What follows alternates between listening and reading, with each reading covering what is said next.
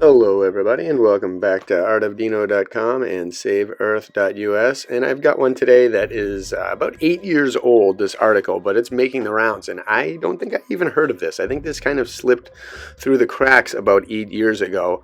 I kind of remember something like it, but I also don't, and I've always loved clouds, so I think I would have remembered. So that first one you'll see more of, but these are from about the 1840s, an encyclopedia that listed and engraved all the amazing artworks that were depicting clouds of the time. And I do believe that these were all natural. At this point in time, I think the weather system was still intact. It was natural. These things that were being depicted were not manipulated in any way by man. Maybe some stuff. No, I don't think so at all. I think they were all natural things. Maybe from beyond the realm, there was someone maybe pulling the strings, some other civilization or something for some of these, but I think they're all pretty natural as far as everything is concerned. And when I was growing up, I always learned this as well, which is very similar to what we just saw. The same kind of things, but they've got different names, the typical stratus. My mom used to do a lesson on clouds when she was a teacher, and I loved it. I've always looked at clouds. I look at clouds all the time. I observe them unfurling. One of my favorite things to do is to just stare at a cloud and unfurl it. I've touched clouds. I've cloud bursted. I've seen some of the most beautiful things I've ever seen in my life in clouds. So I really have an incredible respect for them, and I love them. And I think they're the greatest art, and I think they're even subconsciously connected. Like when I'm in Aruba, the clouds are perfectly connected with my subconscious, or whenever I'm in the Caribbean. I've always noticed this, and they'll give me answers to things. They'll tell me clues about stuff. They'll lead me towards what I'm supposed to do. They'll be right with my thoughts. It's amazing in harmony. There's something about that as well too. But I just want to go off on these stunning new cloud formations that they've listed now in the Cloud Atlas, because I think a lot of these are unnatural. And so it says roll clouds and wave clouds. They're added to the International Cloud Atlas. And these are rare wave-like asperitas clouds in Great Harrowden in the East Midlands, seen by cloud enthusiasts. Now, we've all seen these in Massachusetts, definitely. Some kind of plasma, I believe, is doing this. It doesn't even look like water. It looks like chemical-induced weird water. Same as these, almost looks like skin. Asperitas is characterized by wave-like structures in the underside of the cloud. Undulatus is developing into the Cape of the U.S. But again, that looks not natural to me, and we don't see any of these in the old pictures.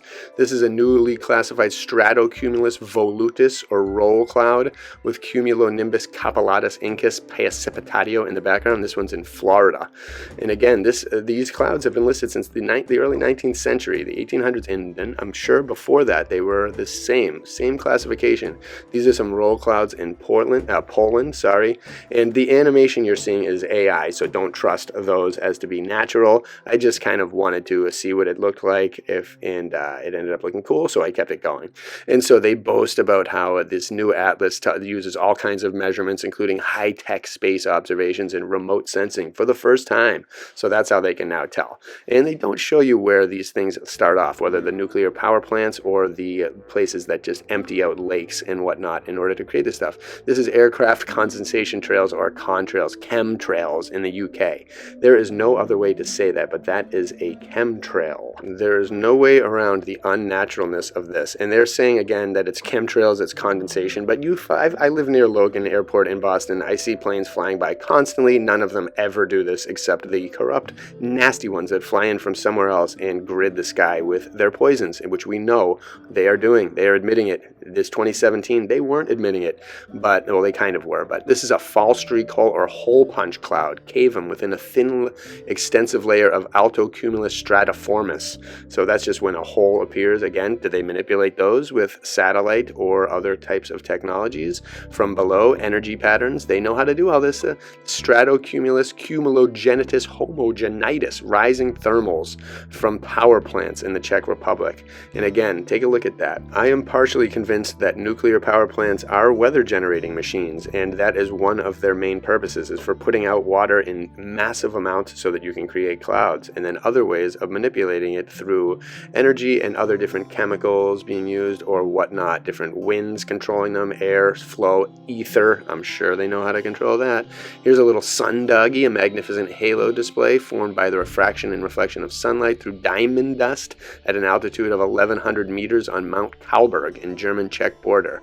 So that's pretty cool. And we've seen those in the past, sun dogs, but that one looks a little bit different, a little more elaborate. Like there's too much stuff. This is a primary rainbow with a series of extra or supernumerary bows inside it. And that's pretty nuts. I've kind of seen something like that, not to that extent, but that one almost looks like it's 3D, like it's going into the distance, or there's something weird happening there, something interaction with the firmament, which is kind of nuts. This is a funnel cloud, but again, it's just go back to the original picture because this just this AI just destroyed that one. But that funnel picture looks just like this. Again, that first one was from the UK. This one is from a tornado in the early stages of Colorado. And again, these tornadoes, are they manipulating them as well? Have they always been able to manipulate them? Can they point where it can touch down? Can they do all these different things, cause destruction in certain areas, destroy crops, make people flood, be a weapon for another country? Who knows? And this is one that looks like the ice wall, but people are seeing it as just kind of a reflection. This is crepuscular rays. Those are long, been around. It normally refers to dark bluish streaks, and those are pointing towards the close proximity of our sun. That is nowhere near 90 million miles away, which they again lie to. This one looks like a lot of dust from different things, maybe chemical dust and soot, but also mixed with the sunrise, the sunset, all these different precipitation trails. So that one is not really that new either. Lightning, I'm not sure. They say an anvil crawler, lightning during a thunderstorm in Nebraska. So I'm not sure what makes what classifies as an anvil crawler, but again, lightning, you can see those bursts up in the northern parts of the sky that are pretty interesting as well. A spectacular example of altocumulus lenticularis duplicatus in Iceland. Multiple stacked lens or almond-shaped patches increasing in size with height. I've seen one of those too. Those look interesting, and I love watching them unravel, even though I've only seen maybe one or two.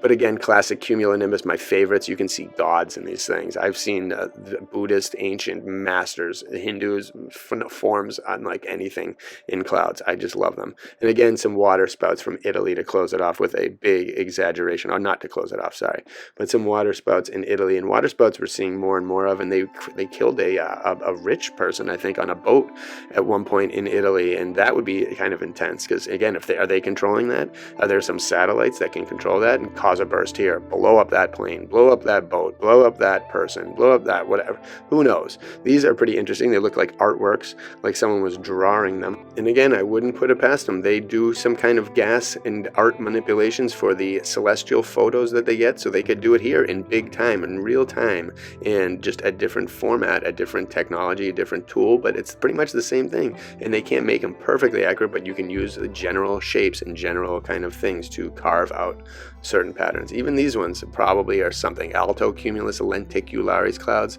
form over and immediately to the lee of the Yorkshire Pennines in the UK.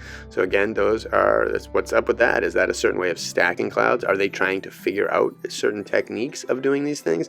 And these I've seen a lot, again, on beach scenes. Low-level cumulus, middle-level altocumulus, and high-level cirrus in Honolulu, with ice crystals, fibers of ice crystals, virga, are falling. So that's what those are, those trails of falling ice crystals.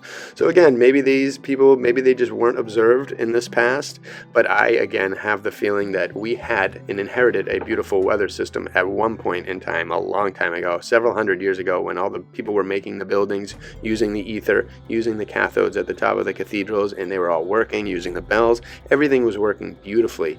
And I think that the invaders, the infestors of this realm, figured out that if they took that down, they took the weather down, that's the easiest way to destroy a population. So easy. Pollute them, never have any water. You can create droughts, you can create huge storms, you can do all this stuff and destroy people, and they will look to God as the enemy. So again, I wouldn't put it past anyone. A lot of this is just theory. Some of it is fact, like the chemtrails, and that they masquerade as lies. But they, again, keep looking at the sky. Too many people are looking down at their phones and not looking up. And like I said, I've been trying to tell people about this for like 20 plus years, and my only person that ever actually listened to me was my aunt, who ended up passing away because of the COVID fiasco, which I'm furious about. She was my favorite, and she knew about it. She got it. She saw the X's and was like, what? And she even was like, why aren't people noticing this? And she was on my side, and the only one. I still have not attracted many other family members or friends to this, but it's remarkable. I know some of the smartest people. One of them's one of the smartest chemists I know, one of my best friends, and he still thinks it's all from planes. It doesn't make any sense and natural. It's bewildering, the mind control that happens with the sky, because people just aren't looking up and aren't appreciating the miracles of nature that should be there and have been now replaced by synthetic miracles, but they still look pretty. So I hope you all enjoyed this. Again, it's 8 years old, but it's still fresh, because this is a battle that we need to learn. And although they're classifying these new things that they're creating, we don't know what they're going to do next, what's going to be the newest classification, what's the next mega climate crisis disaster weapon that they have. But keep your eyes to the sky always. So bless you all from SaveEarth.us and artofdino.com.